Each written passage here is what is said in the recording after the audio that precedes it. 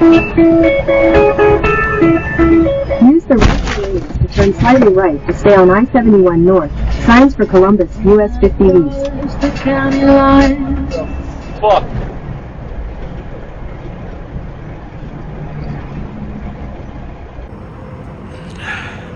Cincinnati downtown. Was entering Ohio here. Guy rear-ended me with a semi and just took off. And now I'm trying to make a report, see if we can find some cameras.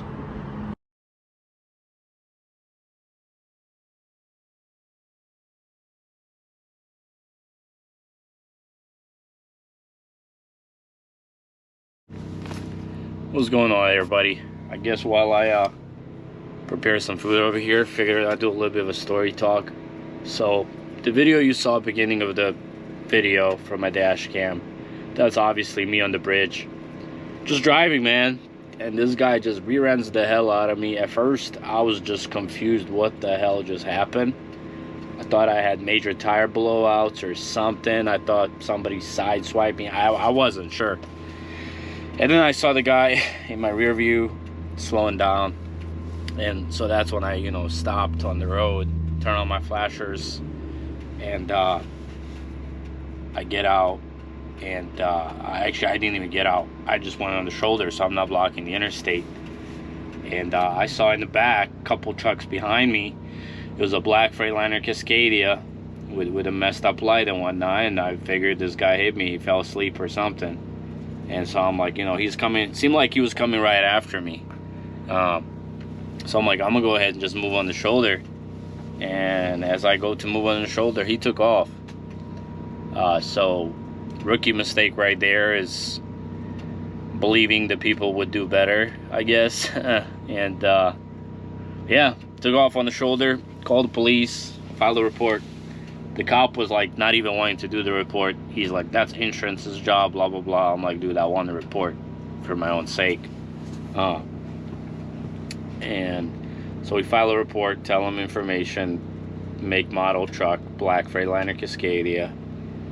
Unfortunately, like I didn't, it was dark, I couldn't see any of the information, and he was far behind me, and obviously thinking that he would stop, I didn't run up towards him in live traffic, obviously.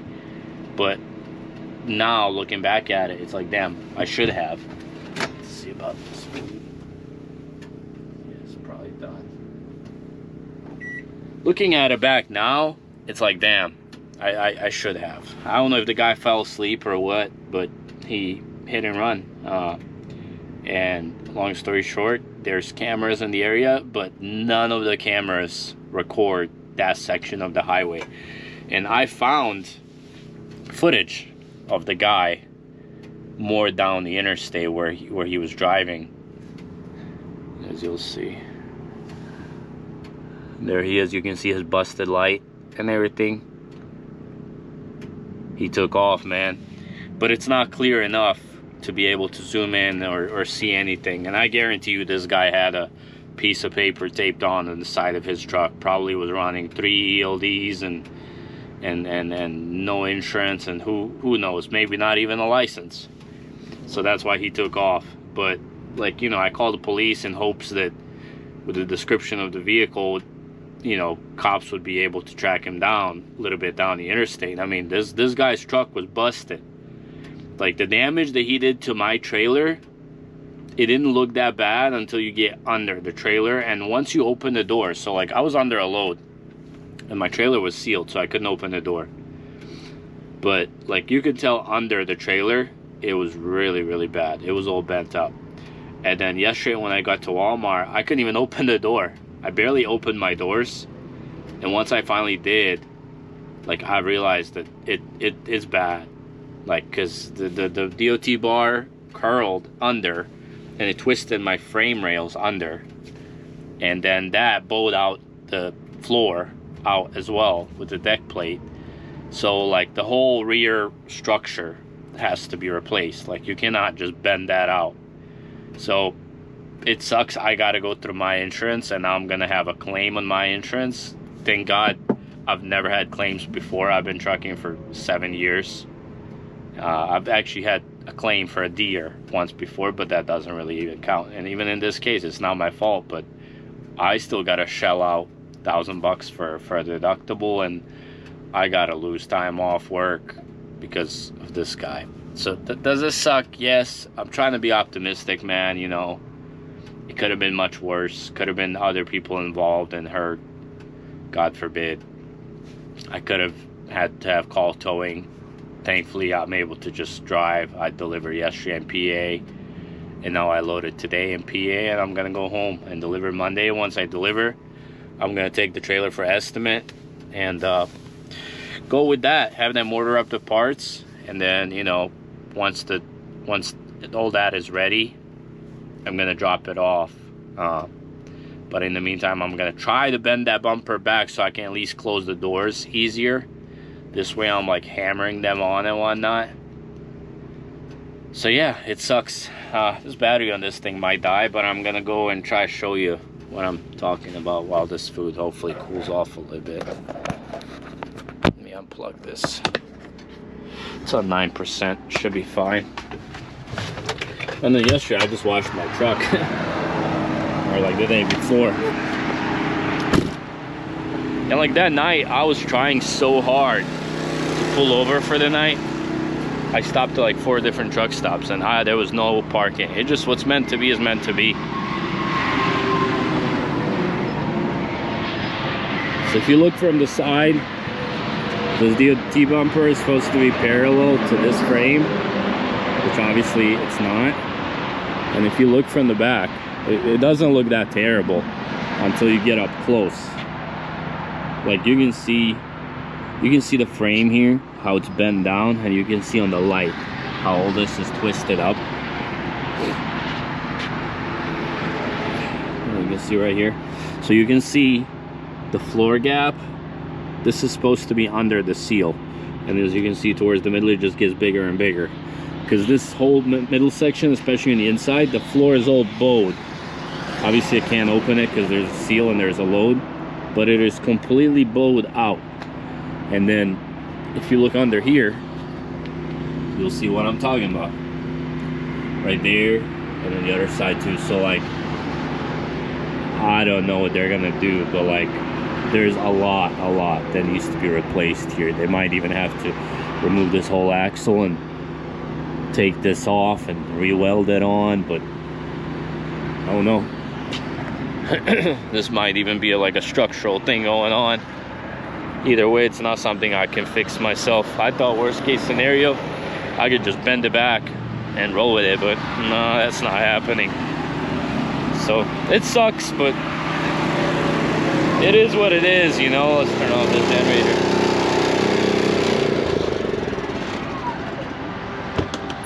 Boy, that thing was wilding out. So yeah, I figured I'd show you guys probably a short video for that.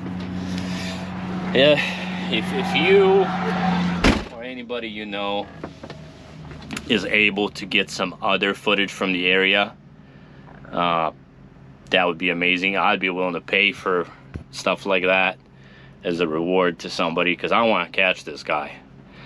Like if I got his information, like I'm going after him, because you don't do that type of stuff. You don't hit and run. That's just not okay. Like things happen, that's why we have insurance, but hit and run, it's just not okay. And like I was a semi. Imagine if he did this to a car. Like he would have definitely killed somebody. Like I was driving 50 miles an hour and he made that much impact to my big rig. I can't even imagine what he would have done to a car. And that's the thing, man. We have guys like that operating on our roads, and these non-domicile truckers just doing all types of shady shit. And for what? So shippers can get cheaper rates. Just not okay, man. It's just not okay. And these guys just run off, and just like the guy in Florida killed people, and I don't know, hopefully this thing will change, but it's scary stuff, man. But yeah, if you or you know somebody that's able to help out, like I said, I'd be willing to pay for that. So I'll tell you right now, the video that he passed at I-75 at Clifton Avenue was at 2 a.m. exactly sharp. So I-75 and Clifton Avenue. So maybe like 155, 157 is when it happened on the I-75 bridge, getting off the bridge into Ohio from Kentucky, the I-75, I-71. Like I said, I've let me plug this thing in.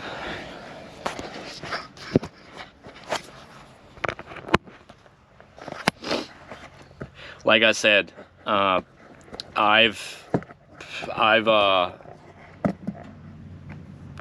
looked at all the videos from Ohio, and there's really nothing. They're all far, you know, because they're all for traffic. They're not really for accident, you know, to see license plates and whatnot. It's just for traffic. And Kentucky has a great camera directly looking at the bridge. I'd be able to see his company info drive by and his license plate, and probably even him hitting me on the bridge. But Kentucky only takes snapshots. They don't record. And it sucks. But there's nothing else to it, really. I think I'm just left to claim it on my insurance, have them fix this. But like I said, if you or somebody you know has a business in the area, maybe with some cameras pointing to the interstate with better quality, let me know, man. Let's work something out. And I'm gonna upload this video before all of the other remaining videos that we have, just in case somebody does have footage, so we can get to it. And like I said, this happened on Thursday the 13th at 2 a.m. local time. So Thursday the 13th, 2 a.m. local time. Would have been funny if it was Friday, but it's not. It's not funny regardless. It is what it is, guys. Just try and be optimistic. But like I said, if you or anybody you know maybe lives in the area, has a business or something, and is able to get any type of footage, man, let me know. Let's make something happen. Take care.